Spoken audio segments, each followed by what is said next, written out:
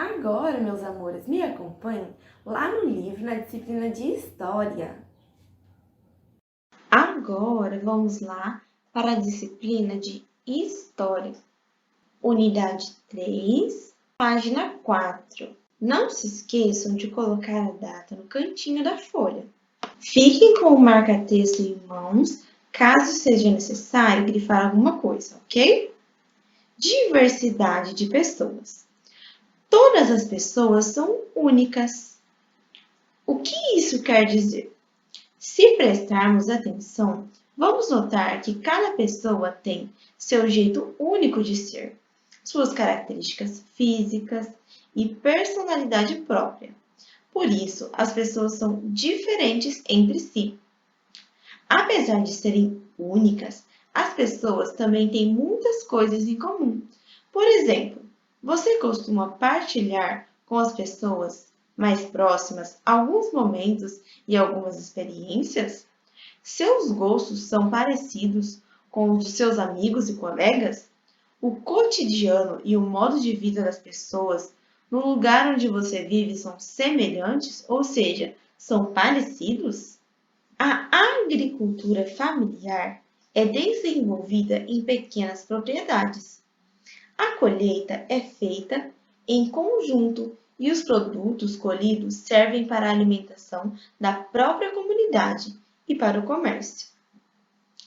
Algumas crianças moram em áreas rurais, longe das cidades. Elas costumam ir à escola em ônibus escolares com seus colegas que moram por perto. O transporte público e coletivo, como o metrô e o ônibus, é responsável por levar muitas pessoas para seus compromissos nas grandes cidades. Os parques são locais onde pessoas compartilham um espaço para brincar, praticar exercícios ou apenas relaxar em um dia de folga. Jogo rápido. As atividades que as pessoas estão realizando em cada uma dessas fotografias da página anterior mostram como é o cotidiano delas? Essas fotografias estão mostrando sobre o dia a dia das pessoas? Sim ou não? Sim, é possível. Por quê? Porque essas pessoas, elas estão fazendo atividades diárias, como ir trabalhar, utilizando espaços públicos para lazer e assim por diante. Número 2. Qual das cenas representadas se parece mais com o seu cotidiano? E com o cotidiano das pessoas com as quais você convive? Número 3. Escreva algumas atividades cotidianas das pessoas que moram em sua casa. Então, as pessoas que moram com você, que atividades elas fazem no dia a dia? É isso que vocês irão citar aqui na número 3. Igual ou diferente. Vá até o material de apoio. O que é o material de apoio, meus amores? São algumas figuras, e materiais de destaques que ficam lá no final do livro. Então, nesse material de apoio vai estar escrito História, página 5. Então, esse material de apoio é para ser utilizado agora. Forme 4 combinações de pares.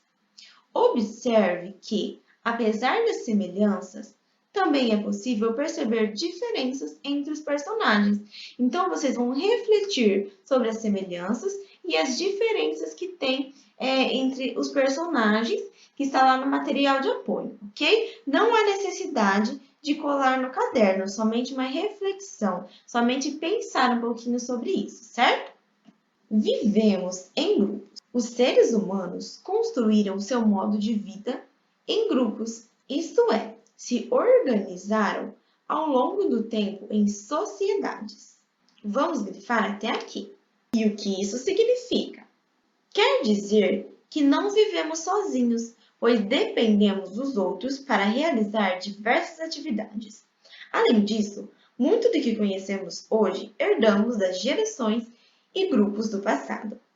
Muitos saberes que são transmitidos a nós durante a vida, desde o nosso nascimento até tornarmos idosos, foram desenvolvidos por sociedades que viveram antes de nós, sendo compartilhados ao longo do tempo.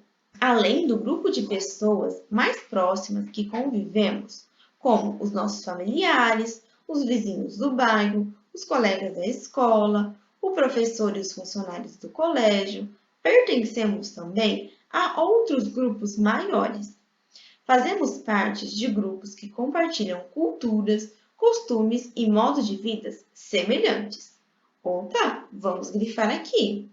As cidades são um exemplo de como a sociedade pode ser organizada. Nelas, as pessoas compartilham as ruas, os bairros, as atividades culturais, o comércio e as leis. Jogo rápido. Você vive em um lugar com muitos ou poucos habitantes? Ou seja, na cidade que você vive, há bastante pessoas? Existe algum costume, como festas ou atividades culturais, que é típico da sua cidade? A quais grupos pertence? No lugar onde você vive, existem diferentes grupos. Você já prestou atenção nas características das pessoas e nos grupos sociais que convivem na sua cidade? Nós nos identificamos com vários grupos ao mesmo tempo. As histórias de vida de muitas pessoas se cruzam e passam a fazer parte de identidades culturais. Quando nos sentimos parte dos grupos com quem convivemos, percebemos que não estamos sozinhos, que somos reconhecidos pelas pessoas do lugar onde vivemos e que ajudamos a construir nossa cidade. Muitas vezes, nossos familiares nos contam histórias de parentes, avós, bisavós, trisavós, tataravós, etc., que viveram há muito tempo. A relação com essas pessoas e com os grupos que viveram antes de nós também ajuda a construir nossa identidade cultural. Na figura número 1, nós podemos ver uma família de agricultores que vive na área rural de São Paulo. Ao lado da número 2, a família que vive na área urbana, ou seja, na cidade. Na número 3, o retrato de família reunida comemorando o Ano Novo em São Paulo. Na quarta imagem, podemos visualizar uma família indígena da etnia Iquipenga, que mora na aldeia Arroio, em Feliz Natal, Mato Grosso. Na quinta imagem, a família brasileira, descendente de japoneses. Observe as fotografias representadas e responda: qual dessas famílias se assemelha mais com a sua? Não é necessariamente uma família que seja igual à sua, mas qual delas mais se parece? A 1, a 2, a 3, a 4 ou a 5? Nossos antepassados carregam histórias de outros lugares que são diferentes do lugar onde vivemos. Essas histórias nos conectam com outros tempos, os espaços e memórias. Mesmo as experiências que foram contadas por pessoas com quem vivemos, apesar de não terem sido vividas por nós, podem construir nossas memórias e nossa identidade. Mas o que é identidade? A identidade é justamente o que nos liga às outras pessoas, aos grupos do lugar onde vivemos e às suas histórias. Ela nos ajuda na construção de quem somos e na forma como realizamos as atividades de modo coletivo, ou seja, em grupo. A identidade é ligada à nossa identidade cultural. Nossos antepassados são parte da história das nossas famílias. Muitos dos costumes que temos hoje foram criados e passados por eles de geração em geração. Jogo rápido. Escreva um relato contando uma história de sua família que você considera marcante. Então, vocês irão contar algo da família de vocês que vocês consideram que é muito importante, que ficou marcado na família, certo?